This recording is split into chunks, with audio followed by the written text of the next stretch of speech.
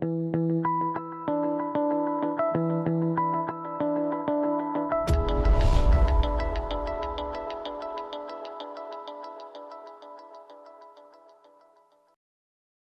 guys, Verneer here for cardrunners.com.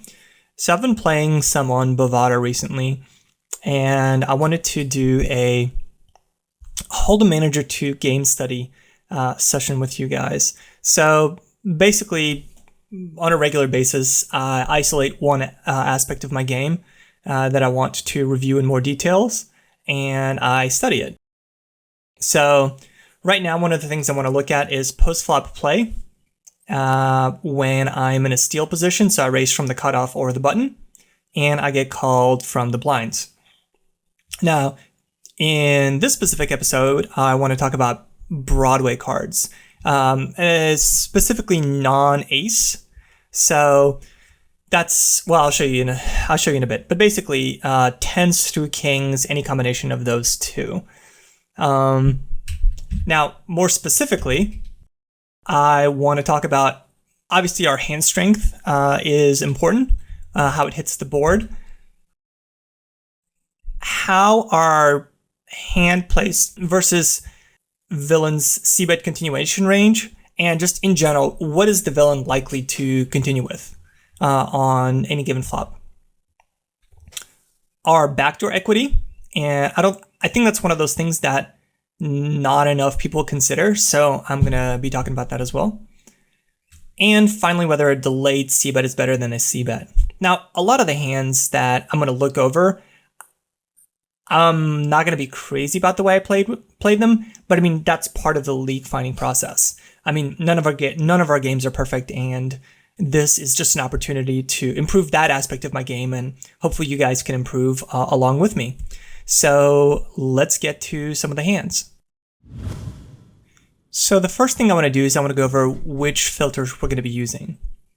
So we're going to go to more filters. Let's start with the common filters. So I want to select that I saw the flop because I'm interested in that. And I'm interested in the fact that I raised, position in action, hero's position. I'm looking at specifically cutoff and the button, and I'm only interested in the times when it's been unopened to me. So steal positions, now versus, that's not going to work. We're going to go to whole card filters, select none, and I'm interested in Broadway cards, specifically non-ace Broadway cards. Other advanced filters. So face pre-flop 3-bet, I want that to be false. So there we go. And flop, last to act on flop, I want that to be true. All right. So here is my filter. So PFR saw the flop from the cutoff and the button, unopened to me, which means I could steal. I selected the whole cards I'm interested in. Face up pre-flop 3-bet false. That means just a single raised pot. Last act on flop true. That means that if someone is on the button and I raise from the cutoff, they don't call. So now I have the settings that I want. And looks like I have, let me just apply to all reports. Looks like I am not doing very well in that situation. So that's totally fine. Like I said, this looks like it's an opportunity to go over some of my hands. I think I bluffed off my stack in one of those spots, so that's not very good. Yeah, but that's the filter, and now I'm gonna go over some of the hands. King, Queen of clubs, very good hand. I get called by the big blind. So by the way, Bovada has anonymous tables, so I have the HUD turned off just because it aggregates all of the different positions into a single player. So basically, I'm a readless, especially because I'm playing zone poker, which is the equivalent of, rush poker or whatever. So here comes the flop, 5-6 with the jack of clubs, and the villain checks to me. And I actually like a continuation bet on this flop because the jack is of clubs, which means that there is a lot of cards that I can pick up on the turn. Any king, any queen obviously is going to be good for me. Any 10 will give me an open ender. Any ace will give me another opportunity to barrel, and another club will give me an opportunity to barrel again. So this jack of clubs is a good card for me, given the other two cards to continuation bet here. So I actually check back, which I don't like. The turn brings an 8, so that does not help me, and villain bets close to pot, and now I fold. So right off the bat, I don't like the way I played the hand. I think this should be a continuation bet on the flop, and we should go from there. King 10 offsuit. Get 2 callers. And short stack leads. Now, there's times when I'll raise a donk lead. The reason I don't like doing it here is because it's 3 to a wheel, so I don't think any ace is going to be folding. And this guy's pretty short, so I don't expect to have too much fold equity against him. And the small blind is still left to act. So there are spots when I raise, in fact, I raise donk leads quite a bit, but this board texture and this dynamic just doesn't, it's not a good setup for raising. So I think the best play is just to fold here. On the button with King Jack offsuit, get 2 callers. Fairly deep with the small blind and pretty shallow with the big blind. So this time the big blind leads again, but I have top 2. So I am definitely going to be raising it, and raising it quite big and committing myself against the big blind. So I'm almost always going to be good against his range here. The only hands I'm worried about is like a queen 9 from the small blind. Possibly, a passively played ace queen, but I'm good against a lot of other hands. So he calls. I think his most likely hand here is some kind of a queen. Possibly like a jack X. The 10 doesn't really worry me all that much unless he had queen 10. But if he did, it's just going to be cooler. So he checks, and I just jam to put him all in. He's got less than a pot size bet anyhow, and I think that's the only play here. So basically, on any non-9 or non-ace, even with a club, I'm going to be shoving there because I might have a redraw with the king of clubs. So good spot for me to just get it all in here, and he ends up folding. So definitely raising that donk bet on this flop, raising it pretty big against him too. King 10 of spades from the cutoff, get a call from the small blind. We're super deep here. We're over 420 big blinds deep. So I flop the trips with the second best kicker, essentially the third nuts. So he checks, and I bet pretty big here just because we're fairly deep and I want to build a pot. He calls pretty quickly. The queen comes, which really doesn't change anything. There's $19 in the pot. So he checks again. One of the things I didn't talk about is just the importance of bet sizing. So I actually like I'm trying to think what he would be check. I think his most likely hand to be check calling that flop is some kind of a pocket pair between, 3s and 10s. So the queen could be a scare card for him. So I don't think I should bet much here. I think something like 13 or 14 is going to be enough. I think 15 is just going to push too much out if he's a calling stage. And so I actually like a $13 bet or a $12 bet here. I'm just so strong. I'm not afraid of a lot of things, and I want to give him an opportunity to continue with a hand. So maybe even like $9 would be good here, just to kind of milk him. But I bet 15 and he folds. So I'm not crazy about my turn bet size here. The flop bet size is fine, but the turn bet size I'm not crazy about. Queen Jack offsuit. Raise, get 1 caller. I didn't turn off the HUD, but HUD's kind of irrelevant. All right, so we flop pretty good. Middle pair, good kicker with a open-ender. He leads for $1, and I hope I raise here. I do, good. So I think he could have just, I mean, whatever here. I think his most likely hand's some kind of a ace, just looking for a gut shot. So I want to charge him for drawing. So I raise, he calls. The turn is a 5, which doesn't change anything. And I like kind of a bigger bet here, like a $13 bet just to charge him for drawing. 12.5, that's pretty good. And he ends up folding.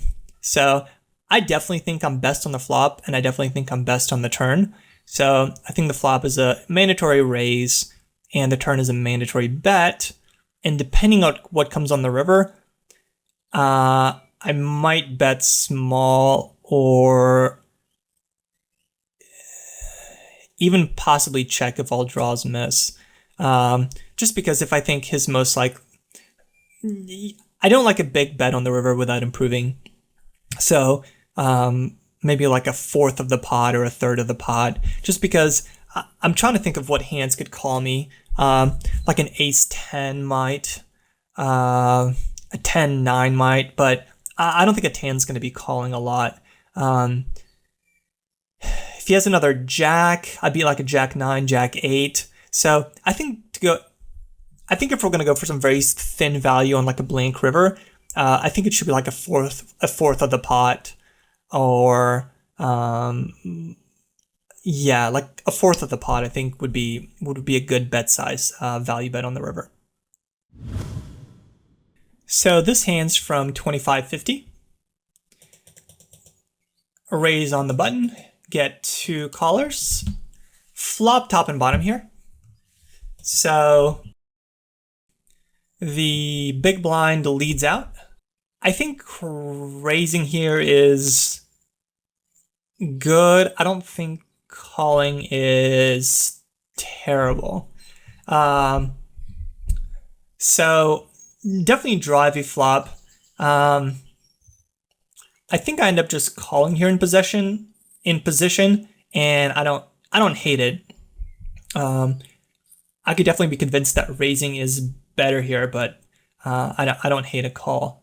So the turn is perfect. The turn is a blank. Small blind checks. He ended up calling as well.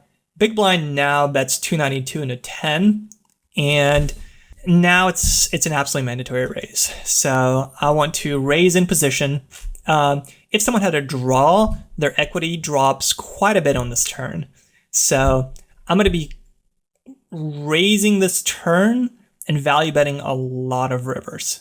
So this is kind of a, well, one, it's a raise for value, but it also lets me control the pot on the river, because often someone's going to be just calling here and checking to me on the river. So small blind calls again, and the big blind folds. So the river is about as bad as it gets for us. If he had a 10, he got there. If he had a flush draw, he got there. So if he bets here, I'm folding. He checks, I'm definitely not betting. So I check behind, and he shows up with ace king.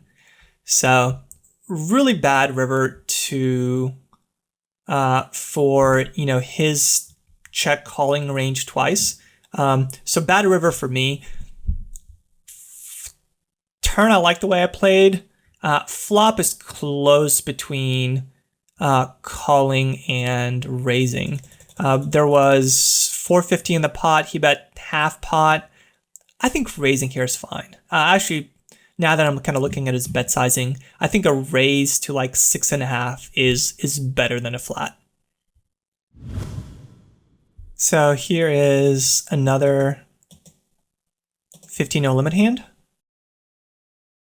Raise Jack 10 offsuit from the cutoff. Get one caller. 8-8-9, pretty good. 2 overs and a straight draw. So I bet 250. He makes it 5. I don't think there's really any good play here other than calling. Obviously, we're not folding, and I think re-raising just I don't think it's great. So we're in position. I don't want to get it all in on this flop. By re-raising here, we kind of negate our positional advantage. So given that bet size, just flat. Turn's a 10, so we pick up top pair along with a reasonable kicker. He checks, and I elect to check behind. And the river's a 3, and he bets very little. And obviously this is just going to be a snap call, and he had nothing. So I guess a couple of questions. One, should I bet the turn? I think when the 10 comes, I should be betting the turn, especially to check down on the river. So it's like kind of like a reverse blocker bet. Half pot, maybe $8 would be good. The other thing is, what would I do on this turn if the turn was a blank, if it didn't give me a top pair? I think I would. I'm kind of torn between betting, because I think once he check raises and I call, I think his most likely hand, obviously I'm not putting, queen 5 suited in his range, but I think his most likely hand, some kind of a 9 or like 6s, 7s, 5s, 4s, just something that was hoping for a low flop, and they're just gonna, check raise me just to kind of protect their hand, kind of see where they are. Whatever the reasoning is there. So I think I don't mind a bet if the turn is a blank, and I could still improve on a lot of rivers. So I think the turn is going to be a bet, not big, like 7.5, $8. Obviously on this card for sure, but on a blank I think betting would be good as well. Here's another 50 no limit hand. And again, I'm going to turn off the HUD studs. So raise, get a caller from the small blind. He checks. Kind of like with the first hand, I like a bet here. With the 9 means that I can pick up a lot of draws on the turn. Like any 10, any queen will give me a draw. The 2 of spades means that I have backdoor spades on here. So I think I have just enough. Like this is just good enough in terms of backdoor draws for me to continue. Plus my 2 overs I think are going to be good. So I check behind. I don't like that. I think I should be betting there. So the turn is a jack. He bets $3 and I raise here, which we talked about earlier. It's just a blocker raise. If he has a draw, which I think at this point is the most likely holding, then I get value from draws. And I kind of charge him, and it allows me to control the action on the river. So absolutely mandatory raise here. He calls, and the river is a 7. He checks, and I think I should bet here. I check behind, which I don't like. The 7 really is not a scare card for me, especially the 7 of spades. So I think I should be betting, but I don't think he's very strong here either. So I think I should bet like $10 on that river just to get a call from like a 9 or a jack. He did end up having the busted draw, but I still versus his total range. Well, not quite a busted draw. I didn't notice the 6. So he was actually very strong on that turn. He had overcard, pair plus the nut flush draw. So if I bet like $9, I might get a crying call from him. So I think I missed out on some value the way I played this hand. I'm going to show some hands from 25 no limit. So King 10 on the button. Get 2 callers. Pretty good flop. We've got top pair, great kicker with backdoor hearts. So bet $2 into 225, get a caller. Turn is a 9. So we do have the so we pick up additional equity with our hearts. I think his most likely hand is some kind of a pair, 5s, 6s, 7s, 8s, maybe like a weaker 10. So I'm just going to continue getting value for 75. He calls again, and the river is great, giving us 2 pair. So if he has a passively played flush, we're going to lose to that. But I think his most likely holding at this point is some kind of a weaker 10. Or if he has, ace 10, then we're ahead now. So definitely a mandatory value bet. I bet 9, 12, about 2/3 pot. And he ends up calling me with top set. So it's pretty surprised when I saw him show up with that. And then I lost the hand. So, but I think this is just, bet. The only question is what's the bet sizing? And so on the flop, I bet on the bigger side, almost pot. On the turn, I bet like 3/4 pot and then 2/3 pot on the river. So I'm betting kind of on the lower end here just because I don't think you can call me with a lot of things. Obviously, top set on the flop is going to be one of the hands that is going to be calling me. So, but I think I played it fine. Queen Jack suited. Get 1 caller. He leads for pot here. Given the fact that he leads for pot, I'm just gonna flat in position. And the turn is a 6. He leads for pot again. So I'm not quite sure what he's doing. And I'm not ready to shove yet. So call again. And the river's an 8. So I'm pretty confused in the way the hand played out. I don't see much value in betting here.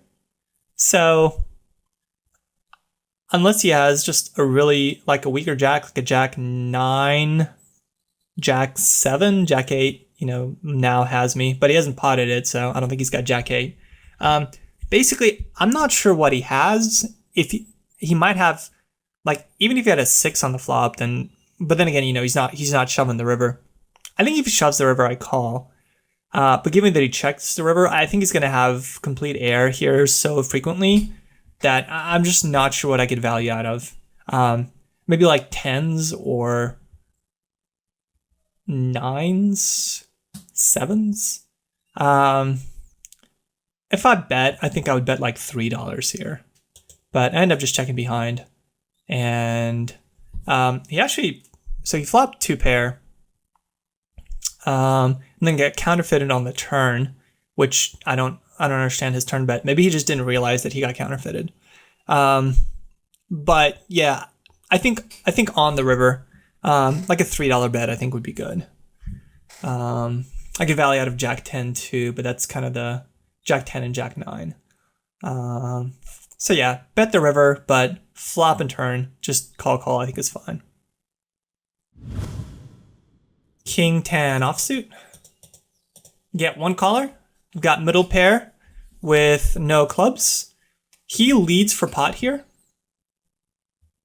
So I have no idea what he has. Oops. But I'm certainly not ready to fold yet. So on the turn, he checks. I think I like a small bet here. I think often he's going to have an ace, but I think I can buy myself a river. And if he does have a draw, I do charge a draw, and I have the best possible 10. So I think I like a bet of 225 here. In this case, I check behind. The river's a 9, which is just a blank, and he bets about half the pot, and I call him pretty quickly. And he shows up with absolutely nothing. But I think on the turn, I think a small bet makes sense. Maybe like a third of the pot in order to charge draws. Then again, I do think he'll have a lot of aces in his range, so I'm kind of on the fence. But I do lean towards betting and betting small just to charge draws and weaker tens. So here's the last hand of the video. Queen 10 suited. I raise. Villain. Looks like he's got about a 40 big blind stack. He calls. Good flop for me. I bet he calls. I think at this point his most likely hand is some kind of a one pair type hand, like 7, 8s, 9s. Maybe like a weaker 10. Maybe a gut shot like 7, 9, 7, 8, 9, 8.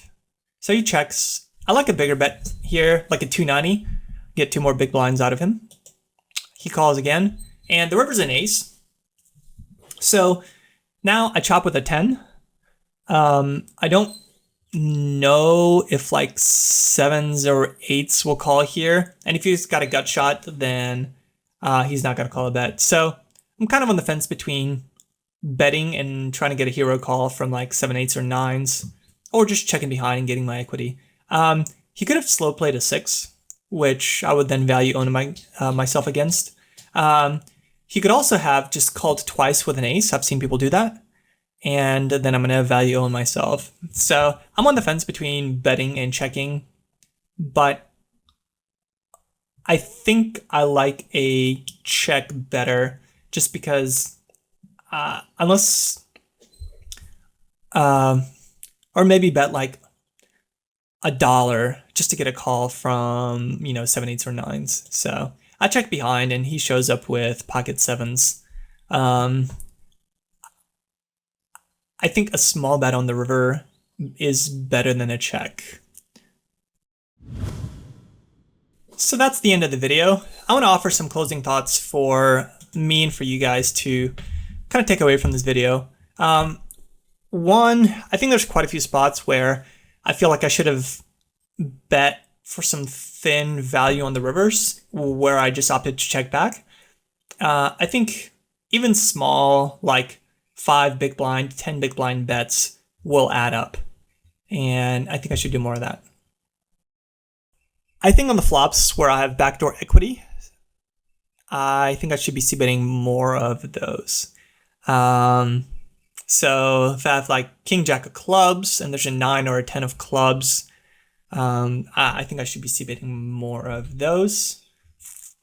And there's quite a few spots where I raise the turn after just calling the flop or even checking the flop, and villain ended up betting and I ended up raising to buy myself the river and to charge draws. And I really like that, and that's something that I want to continue doing. So all that said, if you have any questions or comments, please let me know, and good luck at the tables.